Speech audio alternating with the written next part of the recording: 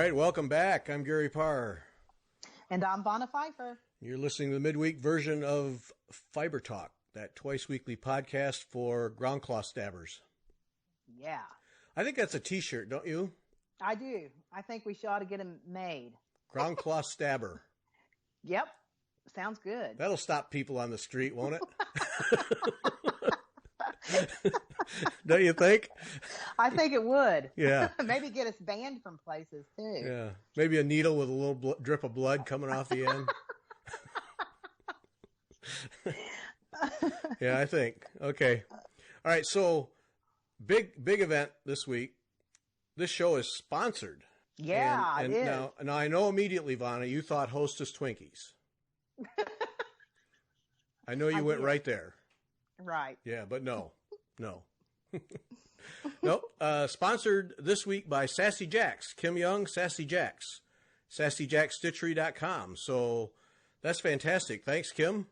And if you missed last Sunday's show with Kim Young, yeah, you got to listen to that. Boy, she was on her game.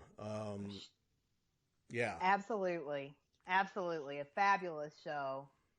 Yeah, really excellent discussion about what's going on in her perception, and I think she's right. What's going on in this hobby, the dynamics of online and local needlework stores, and how people are learning and buying. We've talked about that kind of thing before, but she brought that store owner perspective, and I really think it was spot on. Yeah, really good. Yes, I do too. I think that she has the pulse of the industry, especially from a shop owner's perspective. She's on it, and you can tell she's on it when you order from her shop. So very spectacular. It was an awesome conversation that you had, and I looked forward to listening to it, and I listened to it, and it did not disappoint in one iota at all. No, it was good, and always fun to talk to her. So sponsoring the show now, a couple of things coming up here. Just going through the site, the Primitive Stitchers Society is having their annual Prim Retreat in 2020 in Asheville, which is just down the road from Weaverville, where Kim is at, where Sassy Jacks is at. And then Sassy Jacks is the official shop of the Prim Retreat. So that's in 2020, the end of March. Mm-hmm. So that's kind of big.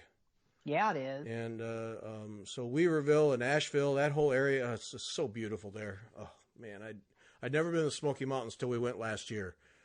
Oh, is that beautiful? Oh, you hadn't been? No. Oh, no. Gary. I didn't know. Let's see pictures. Yeah.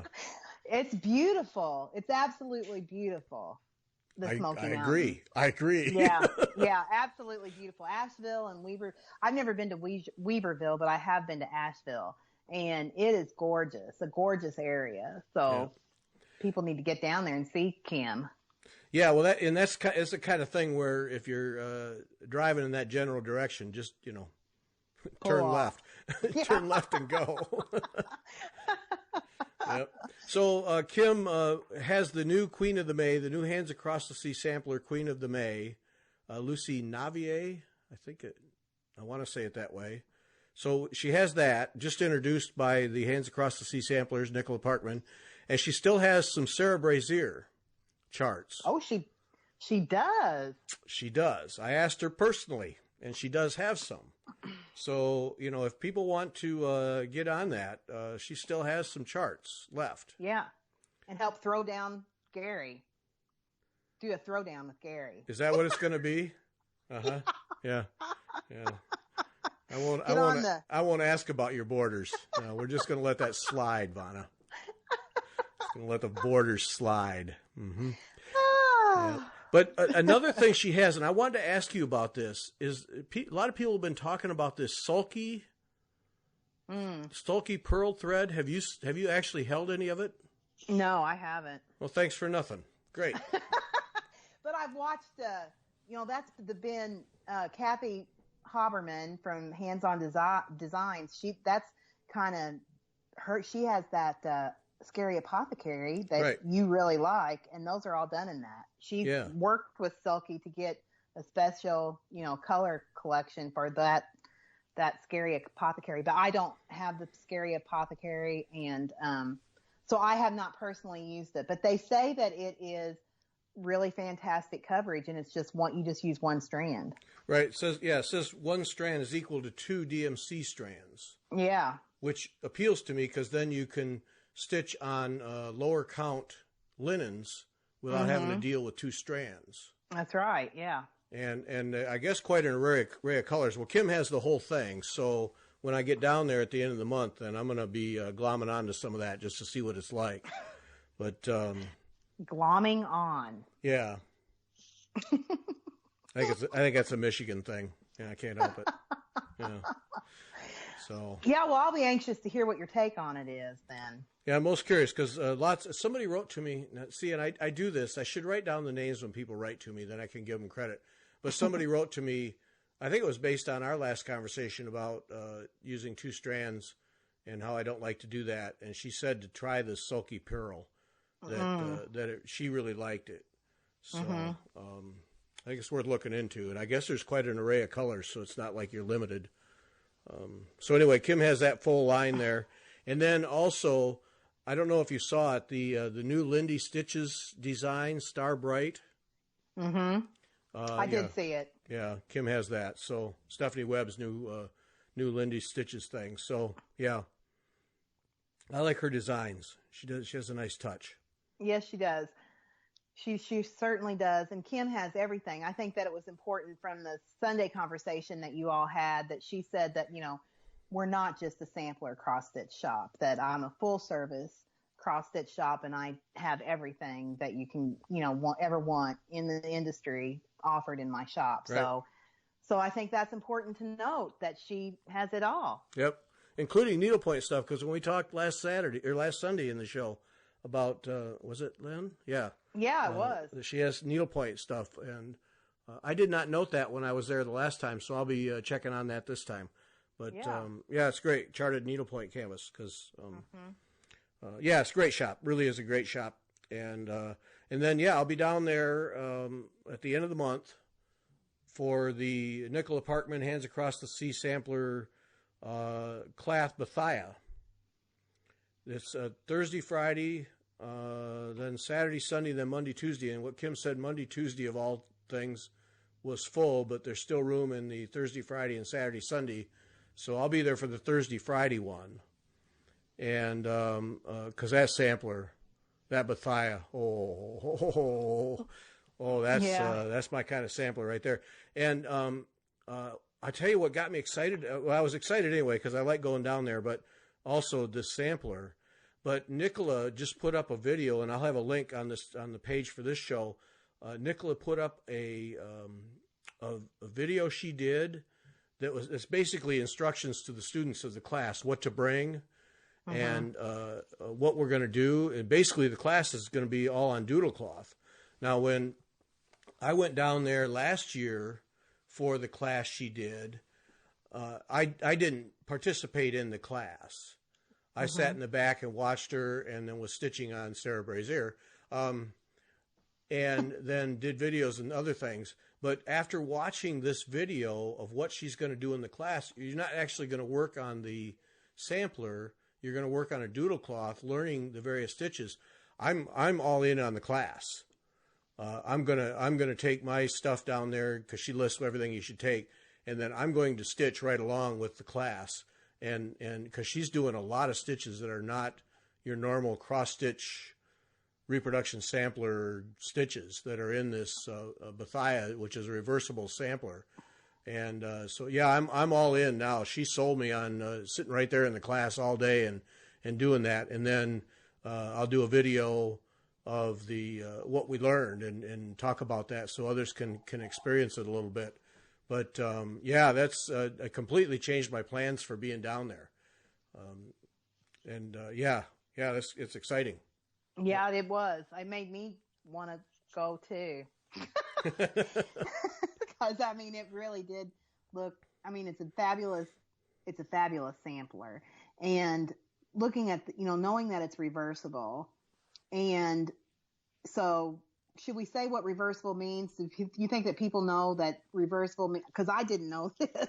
Well, no, say it. Yeah. Yeah, that it's the same on the front and the back. You can't tell you can't see starting, stopping points or anything. It looks as pretty on the front as it does on the back. And so anyways, to me, that is just like, that's, gosh, how awesome is that to go learn how to do that first, to stitch in that form. And then I want to know is how do people figure this out? How I don't know. how do people figure it out? How did Nicola think, oh, this is how you do this? I just, that to me is just fascinating in and of itself. So yeah. Well, yeah, because there's two layers of that. There's the people who figured it out initially. Right. And then there's the people like Nicola who figure out how they figured it out. Right. Exactly. Yeah, I don't know. I don't know. Yeah, I don't either. I don't either at all. So, yeah, shocking. And it's a beautiful, beautiful, beautiful sampler.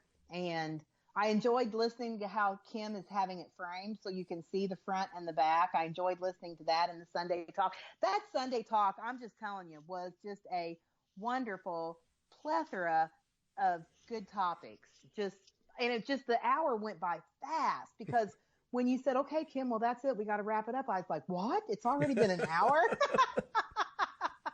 So just a really great talk.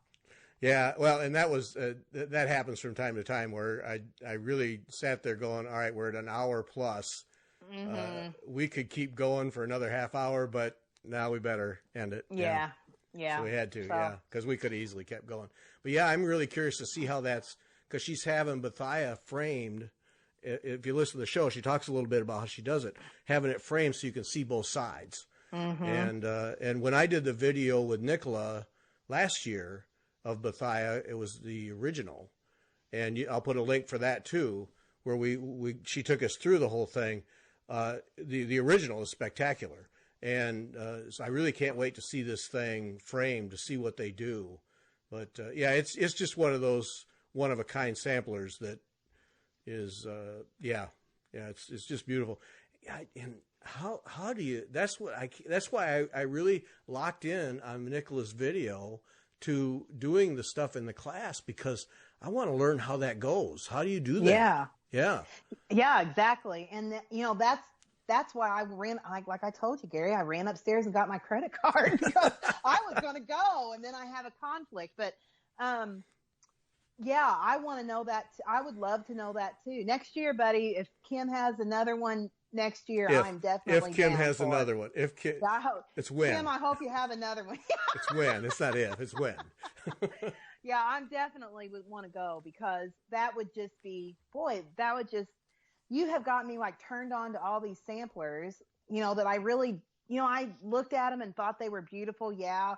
But ever since you've challenged me with Sarah Brazier and I've actually started stitching her, and I don't even really have anything that much done on her, I'm just like got this like fever coursing through my brain about these cross stitch, these schoolgirl reproduction samplers. I'm serious. I look at them constantly. I have a whole thing on my Pinterest page where I've saved this one, this one, this one, this one.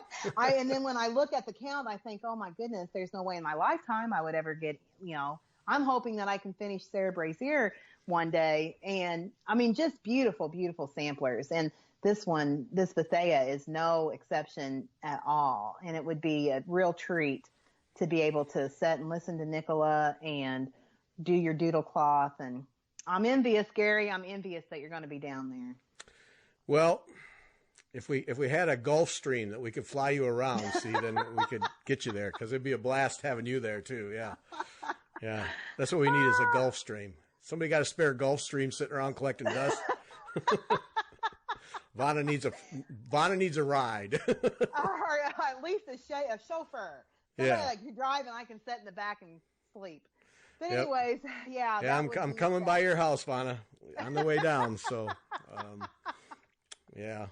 Yeah. I'm definitely, I know we talked about it before we came on the show. I'm definitely going to sit down and think some more tonight. Because talking about it is making me want to do it more. And I wanted to do it a lot before we started talking today. So I want to think. I'm going to do some more thinking.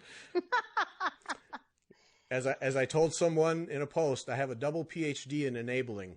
Look out. Yeah, definitely. My word. Yeah. Yeah. She said she bought the Queen sampler and it's my fault. And yeah. Oh gosh. Yeah. Yeah. That Queen sampler. Yeah. Yeah. Have you had a show? We haven't talked since the Queen sampler video, right? No. Yeah. Queen sampler. If you all haven't seen the Queen sampler video, you need to get right on that too. I watched that 6 times. I actually wrote Gary on, when did that premiere? Was it a Wednesday? Yeah, it was last Wednesday. Yeah. Okay. Yeah. And I texted you on Saturday saying I just got done watching it for the 6th time. I watched it. I watched it 6 times. I dreamt about it. I watched it on Friday, I think is when I first watched it. And then I dreamt about it all Friday night. I got up Saturday morning, watched it again. Then I started going through all of my Sampler and Antique quarterly magazines that I have hoarded away, looking for Darlene Osteen reproductions. Any of them, any Darlene Osteen, I want it. Yeah, I just have to do one. I just have to do one because someday I want to do this Queen sampler, and I'm not smart enough to do it yet. Oh man, what a fabulous piece of work Linda Vincent has done on that. Just, I mean, how could you like stand yourself after you got done cross stitching something like, or not cross stitching, but just stitching something like that? How could you even stand yourself? I mean, what an awesome, it's art. It's just art. See, I mean, that's the thing about that is, we talk about needle arts and a lot of things that we do that people do are artistic. There's no doubt about it. But that's one that stands out as, that's art. That is just such outstanding stuff. And that was, when I saw it in Nashville, that was, when I come out to Phoenix, Linda, we have to do a video. We have to take people through this thing so they can see what you've done, see how you modified Darlene's design, and people have to see this thing up close. And I was so glad that she said she'd do it. And the video turned out just the way I wanted. In terms of just we talked for 45 minutes, just had a discussion about what she did and showed all the various components. It's just a spectacular piece. It really is. It is a spectacular piece, and you filmed it. I thought the photography on there, or the videography, or whatever you want to call it, was just beautifully done. Everything was clear, and you could hear, and you could get kind of the flavor of the shop, because you could hear at times like people talking in the background. Yeah. And I watched it 6 times, so I was like listening to the conversation in the background sometimes. And it was just a spectacular video. And I wrote this to Gary in a text last Saturday. I almost wanted to weep at the end. And I'm not being like over the top weird on that. It's so beautiful that it's just like, oh my goodness, how could you ever, replicate that? It's just, and I know that it can be done, and I'm certain that there's people out there that are doing it or have done it or whatever. And, boy, just beautiful. Linda Vincent, you need to pat yourself on the back. And I wanted to punch the guy in the face, or the person in the face from the, whatever she said that it had been judged, and they said the wrong white color or something. I know. I thought, what is that? Give me a break. Are you nuts? Do you not see what this is? So anyways, it was beautiful. A beautiful, beautiful piece. And it's like what I told, and then Gary goes, well, you want to stitch it? You want to do it together? And it's like, I don't think I'm smart enough to do that. I really honestly don't think I'm a good enough needle worker. But Linda says in the video, you're smarter than a needle and thread. So in spades, Vanna, you can do it.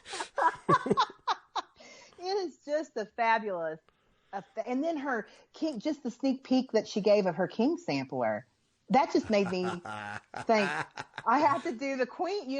How could you do, that's just I know that's going to be just as stunning and fabulous as the Queen sampler. Already you can see that it's going to be.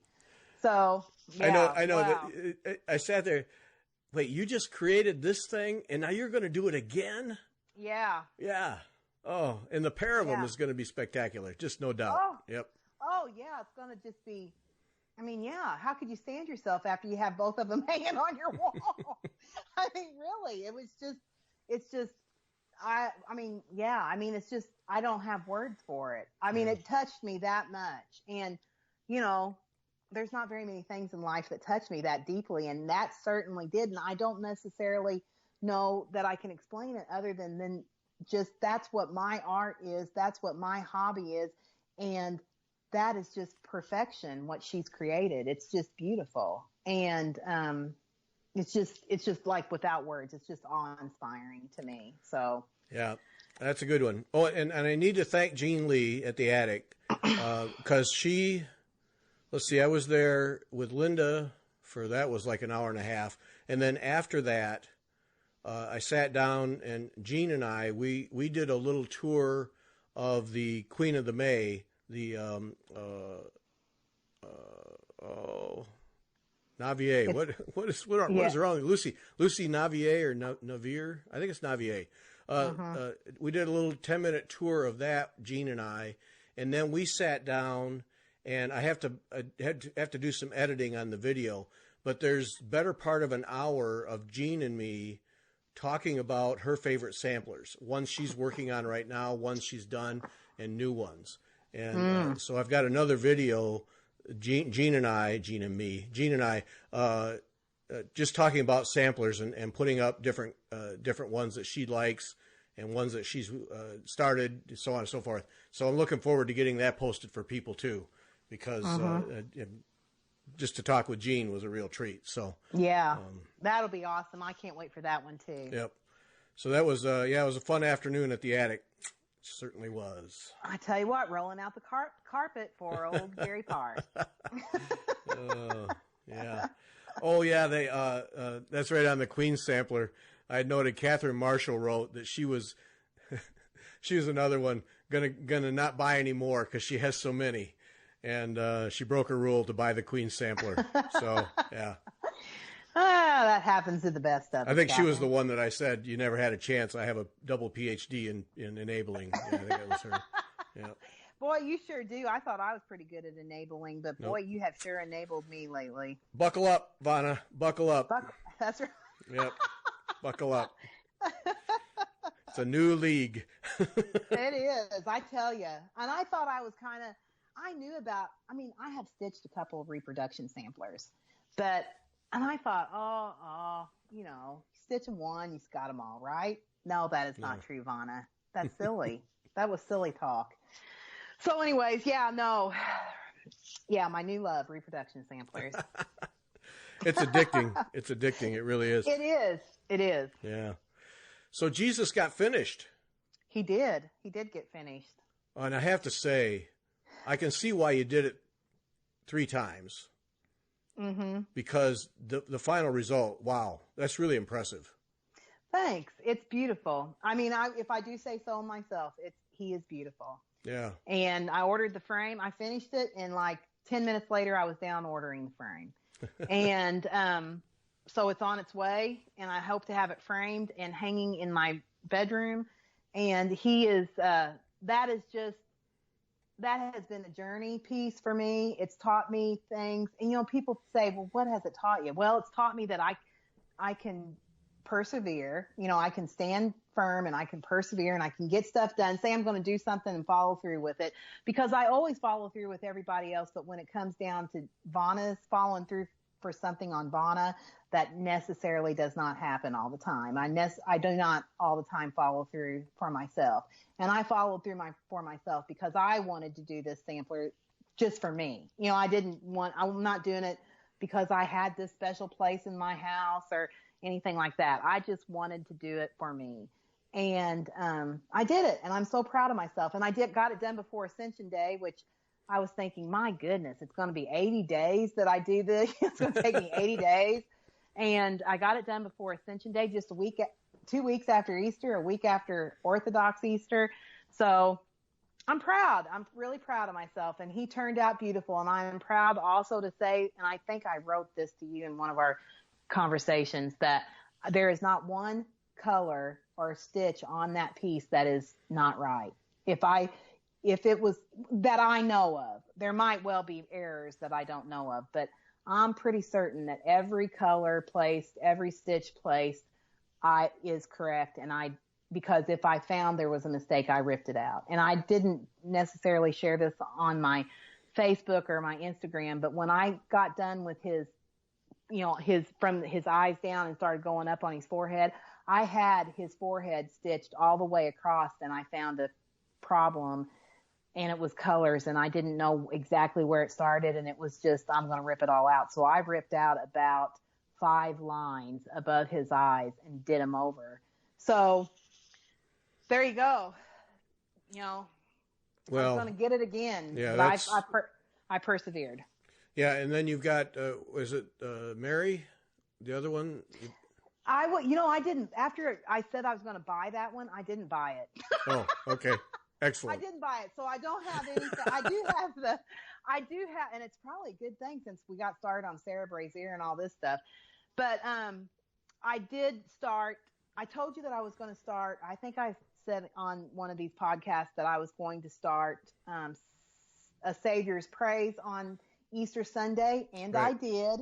And I replaced Jesus with a Savior's Praise in the morning. So my morning stitch now that I'm going to do Coffee and Craft with Vanna is a Savior's Praise. So if y'all want to follow my progress, I post daily on Instagram. So there you go. That's Teresa Vanette, Shakespeare's Peddler. That's her Nashville introduction.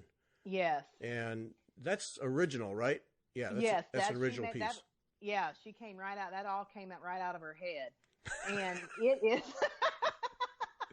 And she's going right now, and you don't want the rest of it. And it is a very pleasurable, she does nice charting, and it's a very pleasurable stitch, but I'm going to tell you what, I started directly in the middle, and because I don't know why. I'm trying to take a book out of Gary Parr's page where everything's square and everything's aligned and everything's great. And so I thought, well, if I'm going to get it centered on this piece of fabric, I need to start it on the center. So I did. And, there's a line of numbers, and then underneath the numbers, there's these like 7 like evergreen trees. Those trees today, I'm stitching on those trees. Those trees take like 6 lengths of thread. And they take like a half an hour, 45 minutes to stitch one of them. Oh. Because I timed myself today. I got one done. And it was like, my word, this is a lot of stitches. Are they just X's? Yeah, they're just X's. And, but she has them off. I've never seen trees charted the way these are. And they're beautiful when they're done. And, but there's a lot of X's in there, and it took me I timed myself today, and it took me 35, 40 minutes to finish one tree, start, top to bottom with the trunk, 45 minutes. So a lot of X's in those trees, but that's, a lot of people are stitching this sampler. And if you just put a Savior's Praise hashtag on Instagram, search that hashtag, you'll see everybody, lots of people have lots of different ground cloths being used, lots of different colors and, linen or colors of linen, color of threads being used. It's, some people are stitching it all over one. Just very interesting to see the take on this. A very popular sampler here recently I've noticed in Instagram. And so there you go. You might want to check that all out on Instagram if you're doing Instagram, because it's fun for me to look at all the different ways that people are doing it. That always kind of intrigues me. Yeah. So. Yeah. I looked at the chart when you started it, and it is a really nice chart. I'm not going to start it, but, it is nice. It's a great design. She really has a talent. It's, yes, very. And I mean, to me, what I think is attractive about it is that it's looks just like at first glance, you think, oh, that's a reproduction, right? I mean, really, if you just kind of look at really fast, it's an old timey schoolgirlish looking reproduction sampler. But then when you start really looking at it and studying it, it's just like an amalgam of, 100 different things. And it's kind of like, there's really no rhyme or reason it's just like, here's this, here's this, here's this. There's like a lot of samplers in one sampler, and it's just intriguing, and your eyes roaming all the time. Every time you look at it, you see something new. It's just been a joy to me. I've only stitched on it 2 days. So what do I know, right? Because it's only been 2 days.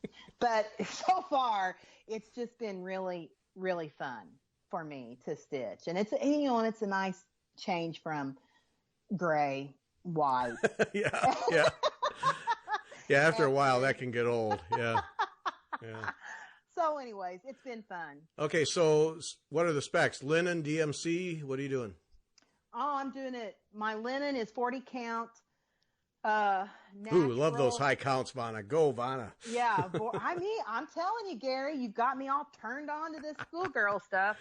40 count natural linen by Zweigert is what I chose. I think it's going to be a nice contrast. Not too dark of a background, but dark enough that those whites and cream colors are going to pop on there. So that's what I chose. And I'm doing called for threads, except she uses Weeks Dye Works, I think, for 3 of them, and I'm using Classic Color Works. And the reason I'm using Classic Color Works is just because I like Classic Color Works, and I have the whole set of Classic. Every color that Classic Color Works put out, I have it, and that's just accessible for me in my cave. I want to kit it, I'll go down and I get it, and that's what I did. So I just converted the colors to Classic Color on my own. So that's in the anchor. I'm using the anchor threads that it's called for. I bought those from thekittenstitcher.com, Teresa's website. And, this is the first time I've ever stitched with anchor. I was going to ask you yeah. Okay. Yeah, it's the first time. You want to know what my take on it is? No, I don't want it. I couldn't care less. No. Why should I ask that? Yeah, you want to know. Okay, so this is what I think. I think that this is what I've noticed anyways. Okay, so I'm using one strand, right? And I think that the sheen on anchor is maybe a little bit shinier than DMC. Oh.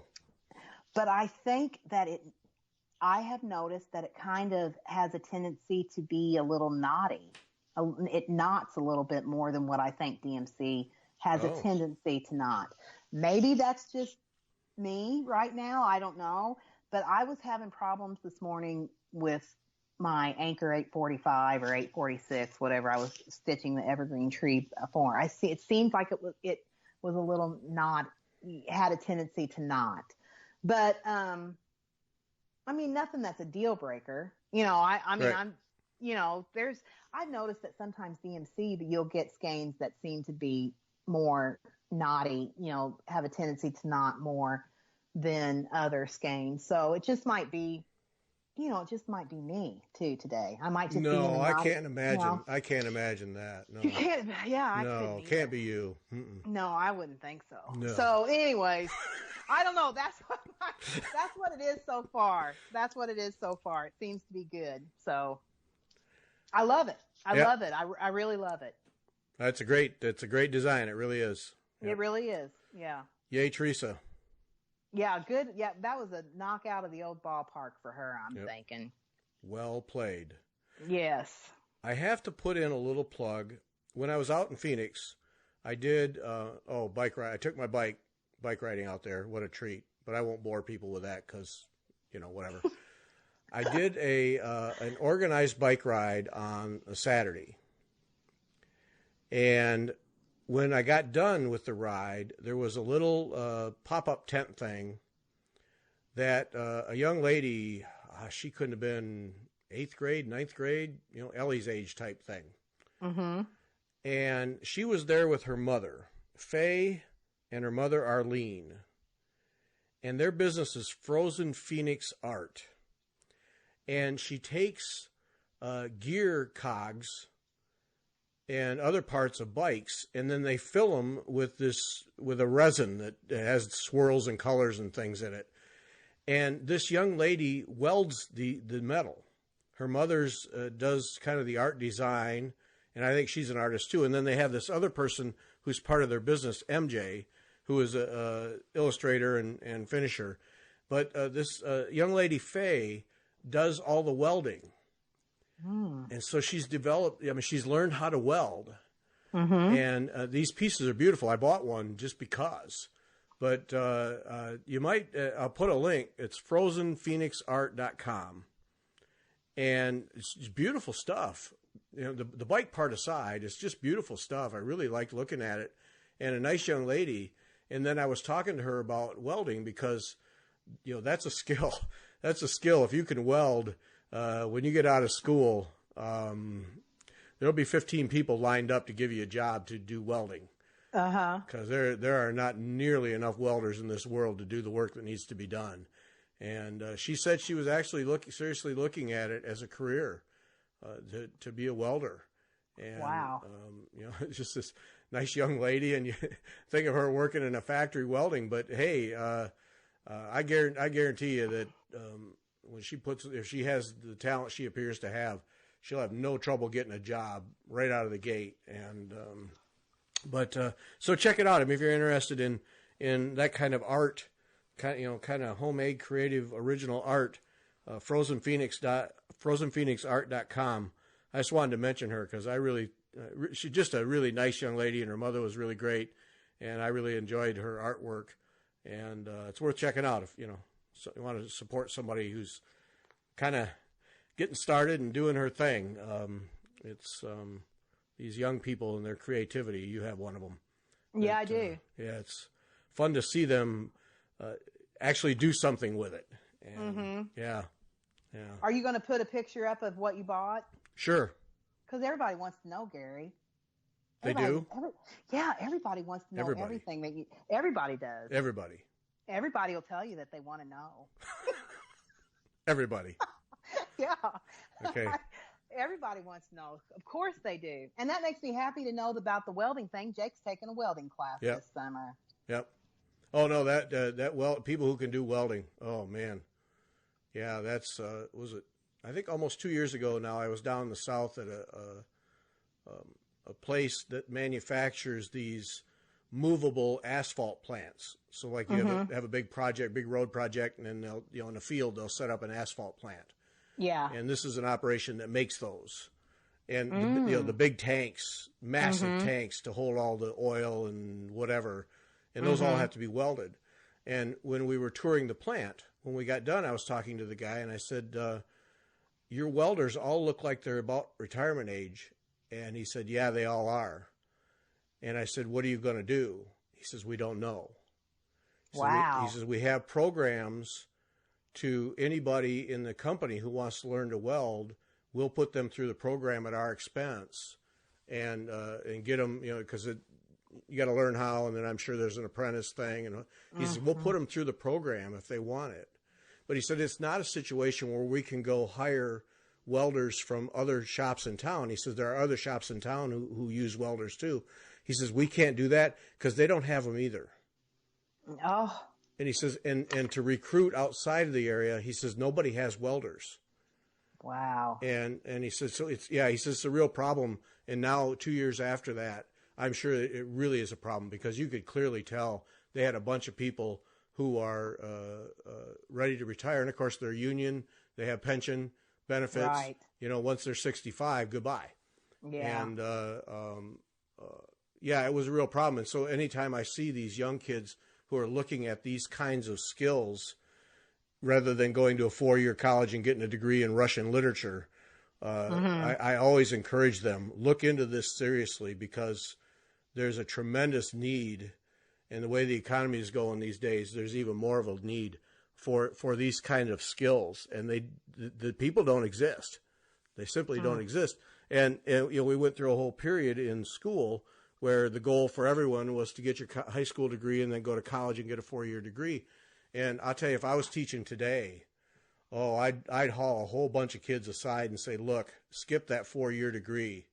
Go to these skills schools, community colleges and other things. Get yourself a 2-year degree and a skill and go to work and make some money. Because you can get a job and you can make some money and you'll be in demand. And it's, and that's what I said to this young lady. if you can weld, you know how to handle a torch and put the helmet on, to protect your eyes. Boy, use that really, because there's a lot of work out there to be done, and not enough people to do it. And yeah, when your son started that, it was like, oh yay, because a lot of work to be done. Yeah. It seems like there's not. He's discouraged a little bit because of internships. He doesn't feel like he has a lot of internships opportunities, I guess. But I know that once he gets, his stuff all down, it'll be fine. You know what I mean? Right, I know that once he gets out of school, he'll be fine. I keep on telling him, just bide your time, do your schoolwork, and once you get done, there'll be opportunities there for you. So. Oh yeah. Anyway, I have no doubt about it. No, every the magazine that I edit, Efficient Plant Magazine, we call it the skills gap, and filling that gap with people who can do that kind of work. And it's not just welding; it's all kinds of manufacturing. These highly skilled jobs, boy, they just don't exist. And every company I talk to has some kind of a program going on, trying to attract people of all ages and get them to learn these skills because they need them. Yeah. And they're not just whistling Dixie at this thing. They really need them because they have work, and it's costing them business because they can't turn out product fast enough because they can't get the skilled workers to do it. And it's especially these kids who, all right, I feel the peer pressure to get my 4-year degree. Nah, shove that aside. If you really don't want to do that, there's plenty of other opportunity, robotics, automation, all kinds of things that work. People are desperate for people to do it. Yep.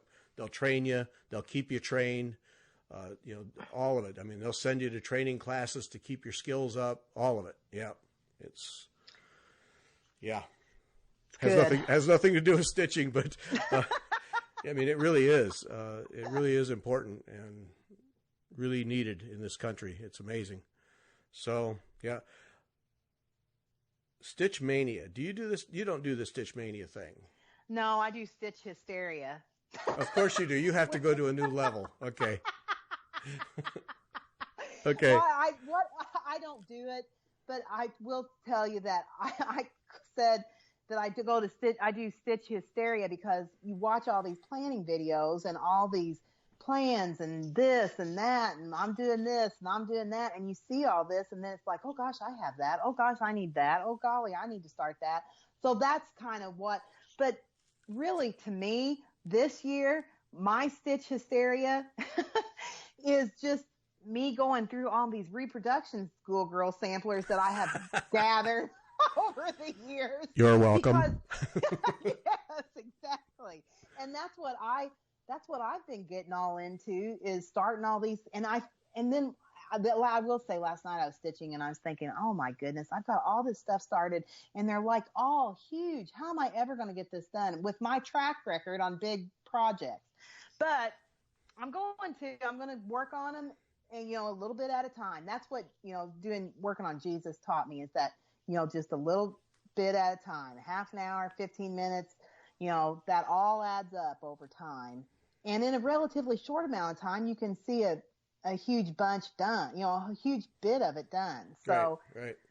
That's where I think that Jesus project taught me, is that I have more in me than just ornaments and smalls and things like that. I can do large projects because my whole focus has been hurry up and get it done, and I think that I need to be more reflective in my choices and reflective in my stitching.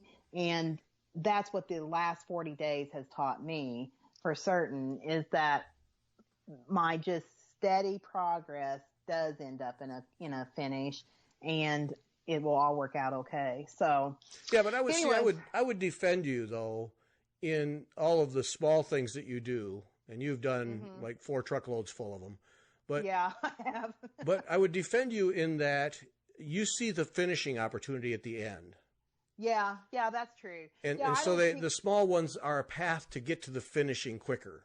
Yes, it is. And then, but I almost think in some instances, it's almost like people, and I think that FlossTube has influenced this kind of, is this, we got to hurry up and get it done. It's like a race. You know what I mean? I'm going to get this done before you get it done. And I think that that might be kind of the wrong avenue to take. Even though I'm going to beat your pants off on Sarah Brazier. Wait, say that again, just so we're sure we have it. Just so we're sure we have it. Yeah, Let me check. Yep, everything's recording. Okay, now say that again. Just even though I'm going to beat your pants off on Sarah Brazier. Okay, all right. There we have it, right there. It is recorded. It's recorded. What is today? May the what? 5th, 4th, 5th, 6th, something. 7th. May 7th. Yeah, May 7th. Okay, see, I'm behind. I'm leaving both of those. I'm leaving both of those in the show so that we have the statement and confirmation. Okay. All right. Okay. I think sometimes that we get into this competitive spirit about sitting with pack a lunch, lady. Pack a lunch.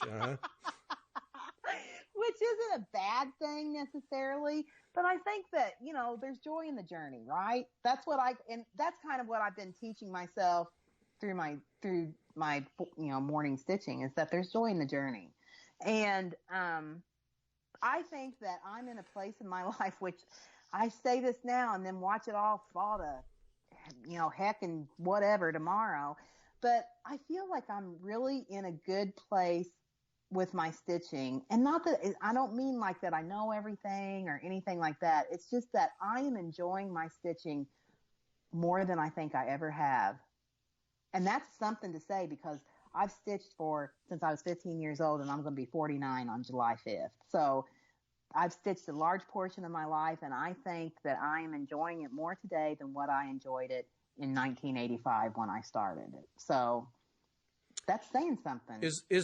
Is part of that a function of you've put some controls on the finishing business? I think that it has a lot to do with it. You know, people don't realize how much work I do. I mean, I work like a lot constantly, and it's not just my finishing work.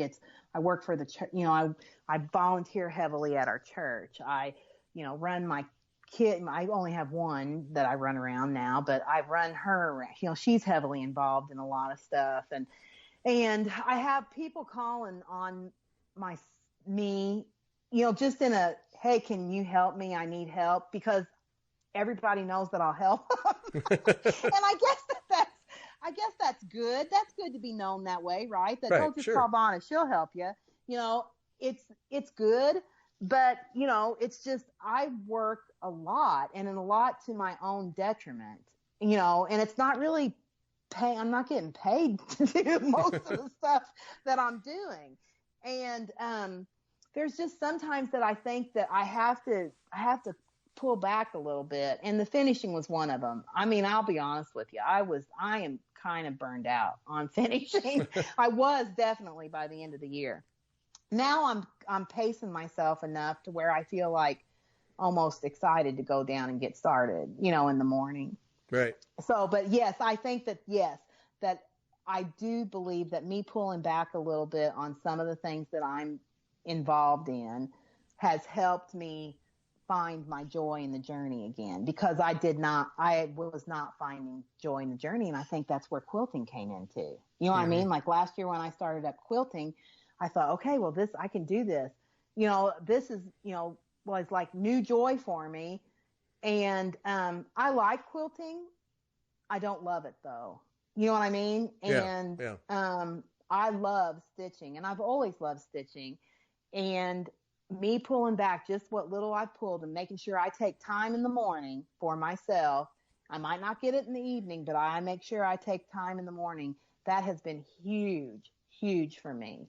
And I'm learning. I mean, I'm 48 years old. I'll be 49 in July. I'm learning. You know, I used to think when I was 21 and I graduated from college that I was all that in a package of Kit Kats. And, you know, it's just funny how, you know, I look back now and I think I was stupid when I was 21, and I was stupid when I was 31, and I was stupid in 41, and I'm certainly, and when I'm 58, I'll think, boy, I thought I had it all together when I was 49. You know what I mean? And I know that you just learn. If you I told my husband the other day, if we just knew now, or, if we just knew then what we knew now, boy, wouldn't life been great? Yeah, yeah. But that's just life, right? Just learning. Well, and also as your kids grow up, and of course they're all home now, so you're back to the madness. But there's a calm that comes over the house as the kids grow up and move out, where you can have that morning time and have some peaceful time where if all 4 kids were there, there would be no peace, right? So that phase is starting to come into play too. Right. Yeah, exactly. Because Ellie is largely, self-capable of doing her own thing in the morning. I don't have to feed her or, change her diaper or anything like that. I don't have to fix her hair anymore. She does who's all kidding that. who? She's the only kid in the house. She's happy as a clam in the sand. You got to be. Oh yeah. She goes around with her earbuds in all the time, and I'll have to say, Ellie, Ellie, Ellie, and she'll go, what? It's like, take those earbuds out of your ears. But anyway, she, it's all come. I don't want my kids gone. That's kind of depressing to me when I think, oh my gosh, I'm like middle aged. Right. It's kind of depressing to me because I love my kids, and I knew from a young age before, I always tell this, when I was 6 years old and Sister Annelle said, be a nun. Jesus wants you to be a nun. And I said, no, Jesus wants me to be a mommy. I knew even then, that's what I wanted to be, or that's what my calling was. And I have embraced my motherhood. I have loved every moment. I still have years, I hope, to be a good mother, or as good as mother as I can be. And, but I will say, I don't miss, cleaning up all the little toys and messes and changing diapers. I don't miss that. And I embrace, having adult, conversations, not of adult subject matter, but you know what I'm talking about. Adult conversations with my children. Ellie is very mature she's 13, but she's very mature. She acts like she's probably 18. Honestly, she really does. And I just enjoy having adult conversations with her about subject matter that I never thought of. And the same way with my other kids. They know so much. I always say, you're so much smarter than I am.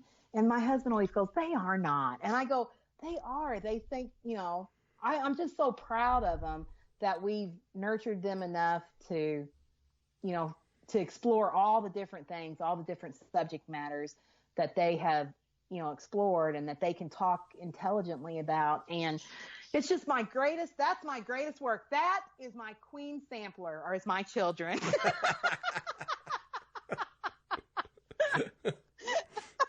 Well, someday we'll come down there and I'll do a video of your queen sampler. We'll just talk to them and explore. And you'll think these aren't queen samplers.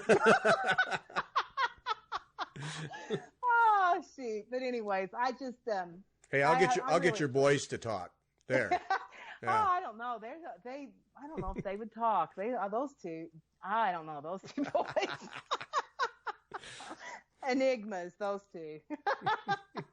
Oh, shoot. But anyway, so it's just I have been enjoying my kind of rediscovery of Vanna. That's what I keep on calling it. 2019, the rediscovery of Vanna. I really have enjoyed it, and I'm embracing it, and that's important to do that. So I'm glad that I'm finally putting me in line, I guess.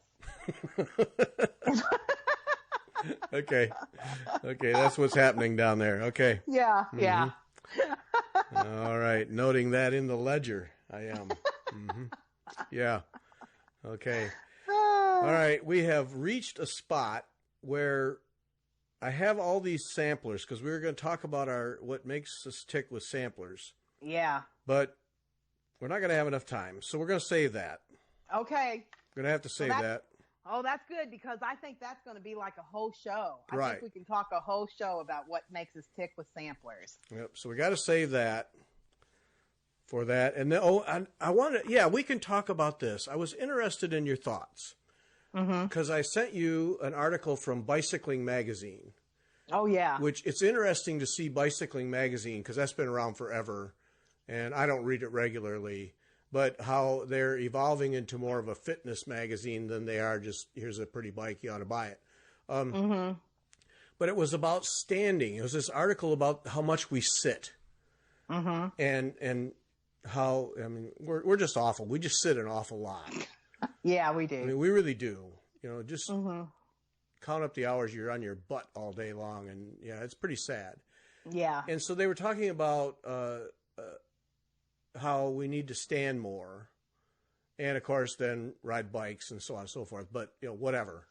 And so I was thinking about standing to stitch. Yeah. Did you try it? Yeah, my stand won't go up high enough.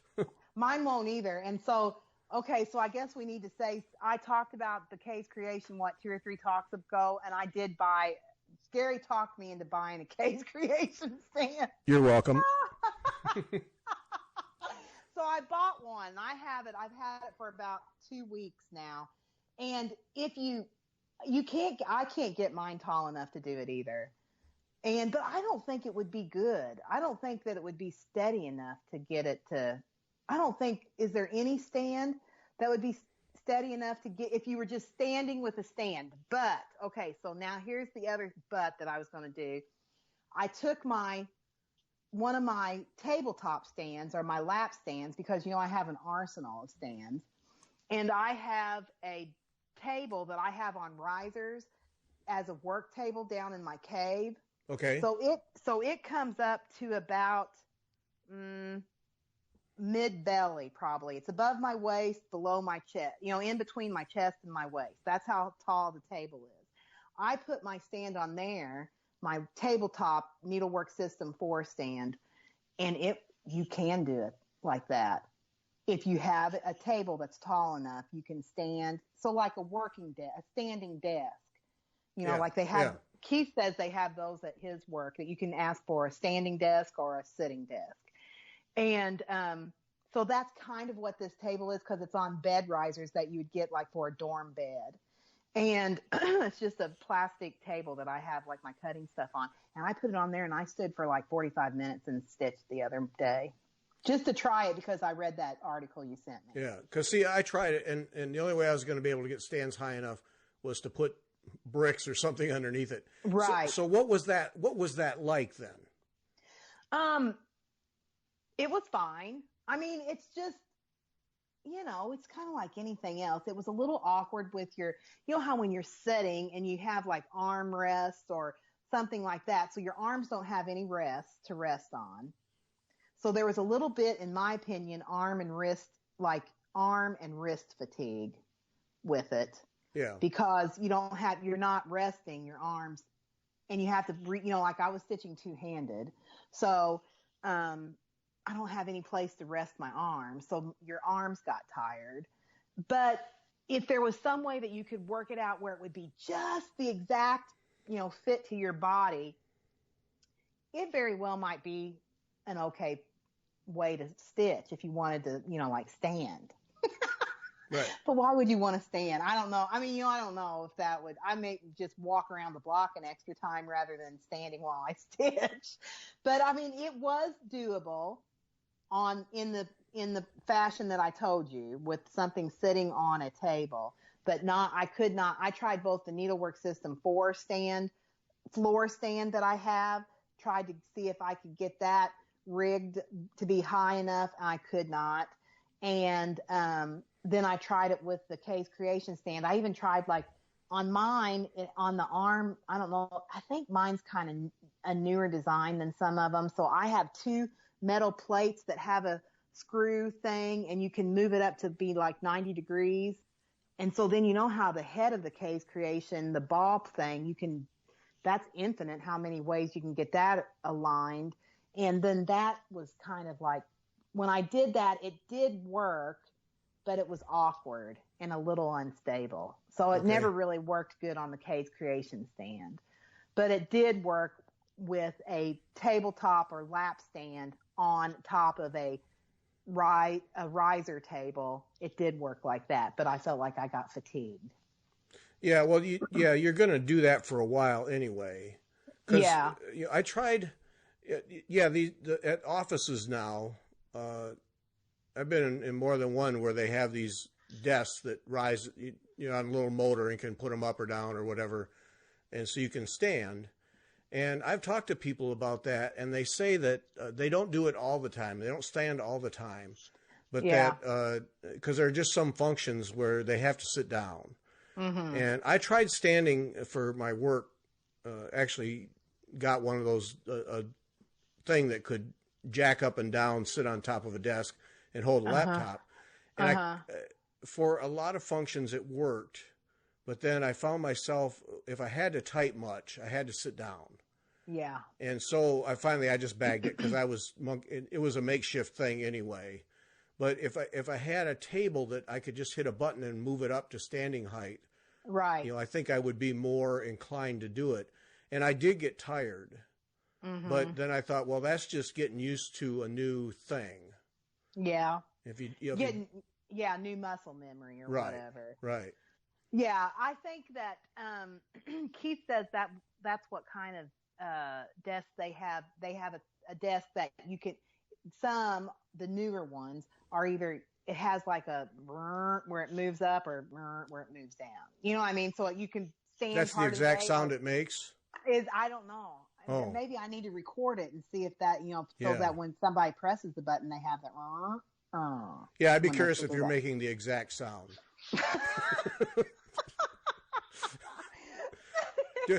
Do it tonight for Keith and see if it matches what he remembers. I'll have to say, do you remember if this is the way it sounds? Because he does not have one, but he said a lot of the new engineers are asking for them. So they're obviously teaching them that in school to get a standing desk. And he says that there's a couple of people in his group that has them, and you'll go by their cubicle and they're standing, but they've got their, like their butt and their back leaned against the wall. Yes. You know what I mean? So they're not standing on their own. I mean, they're standing, but they're still taking part of their weight on the wall. So he says that they'll get tired of standing, which, I mean, I worked in a lab, and when I worked 12-hour shifts, I mean, you're largely standing the entire time, and that is exhausting. And your legs will hurt too. So you kind of have to have those mats, those stress mats, to take the stress off your legs so much. So I know how it was standing for 12 hours in a hospital laboratory working. And that was, I mean, by the time I got done, I'd be exhausted. So, whatever. I don't know that I'd want to stitch like that. I could maybe work standing. I mean, I can work standing up, but I don't know if I'd want to stitch standing up. Yeah, I just think it's an interesting thing to explore because it is healthier. And people who have standing desks, there's any number of basically padded posts that you kind of lean on, like leaning on a wall, so you can stand on, because it is healthier for you. And they say that if you exercise, say I go for a bike ride in the morning, then if I sit all day, I effectively negate what I gain by doing my bike ride because of sitting and doing nothing. Or, right. Well, even working, I mean, not doing nothing, but sitting, physically doing nothing. Right. And so I just wonder if it wouldn't be better. And then, of course, the old, like if you go to a bar to have a beer, people stand at the bar, but they have that footrest at the bottom. Mm-hmm. And, and that's there because people can stand just about all day if they can shift and put their foot up on that foot bar thing. Yeah. Yeah, and that's so then true. I never thought about that. So do those desks have a foot bar riser thing? I don't know. But then I don't either. You could get a stool or something. Well, yeah. I mean, there's a million ways you could do that because that's not new science at all. I mean, that's old as the hills. Right. So I just wonder if especially for people who sit and stitch all day long, if you were up and down, say, an hour of standing, an hour of sitting, if it wouldn't be better for you. I know it would be better for you, but the actual function of stitching, can that be done? And it sounds like it can be done and done fairly comfortably, other than you just have to build up a different set of muscle strengths. Right, exactly. That's the only thing that I found was, it wasn't probably if I could have gotten it a little bit taller too, that might have been a little bit better, as far as, but I would say that I had it almost the perfect height. It was just, you're right. It was just muscle memory. It was using a different set of muscles because I usually have my arms rested and they were free. Right. To be held on their own. But I did it for about half an hour, 45 minutes. And it was like I said, I stitched fine. It was perfectly fine. It was just, my arms got tired. Yeah. Well, I'm going to have to try this now. I'm going to have to get some cement blocks or something out of the garage and prop up this thing and see what it's like. See what it's like. Yeah. Because you sent that and I tried it that afternoon after I read it and I thought, because I thought, that's interesting. And I tried it and it, like I said, it worked fine. I don't know that I'd want to do it. Like what you said, an hour stand, an hour set. Yeah, right. I could maybe do that. That would be okay. I don't know if I'd want to always just stand stitching, but it was fine. It worked. It worked. Yeah. There was nothing that, didn't make it work. So yeah. Good. That was a good one. Yeah. So it was, for me, it was just, it won't go high enough. So now I'm going to have to start getting rigging some stuff out of the garage. Yeah. And that's where it stopped. Yeah. So now I got to try it now that you've had get a little bit of experience. Yeah. I didn't ever get it to work on the Kay's Creation stand because for same thing. I couldn't get it tall enough. Yeah. And I tried to rig it with this and that, and it just never was. It was kind of wonky and wiggly, right. But I did get it to work on the tabletop stand with the table risers, and it worked fine. So there you go. Well, I think it's something to look into. Yeah. Yeah. Yeah. Yep. All right, that's it. I gotta go. I gotta go stitch on Sarah Brazier just to keep ahead of you. So we're gonna have to stop here. I'm coming for you, Gary. I'm coming for you. Yeah. Okay. Right. Right. Okay. You never even thought I was going to start it. No, I didn't. Yeah. So see, I started it. I even got one double border done. That wasn't bad, really. If you think about it, 2 weeks, that wasn't bad. That was a lot of stitching. It's a long way around, isn't it? I did not realize how much 482 and 487 stitches were. My word. I kept on stitching on this, and it's like I'm stitching on a bed sheet. And this is 46 count. No, that's why when you said you were going to do it, I thought, oh boy, she's going to get halfway and it's going to go, wait a minute. That's just. I tell you, she's calling to me because every night I think, I'm going to stitch on her. And I have other people asking me to stitch this and that. So, but I think, after tonight, I have to stitch one more night on, Blackbird Designs Christmas Garden because I have a friend I'm stitching that with. And then it's going to be Sarah Brazier, baby. I'm coming for you, Gary. Okay. Coming for you. All right. It's in the ledger. It is. It's in the ledger. All right. Sunday's guest, Jenny Aiden Christie. Yes. From a long career at the Royal School, but white work, stump work, gold work. Yeah. Talented. All right. Talented lady. Jenny Aiden Christie. Really, that's going to be a good one. Yeah, it will be. All right, Vanna. Always a treat. Thanks. Thank you, Gary. Bye-bye, guys.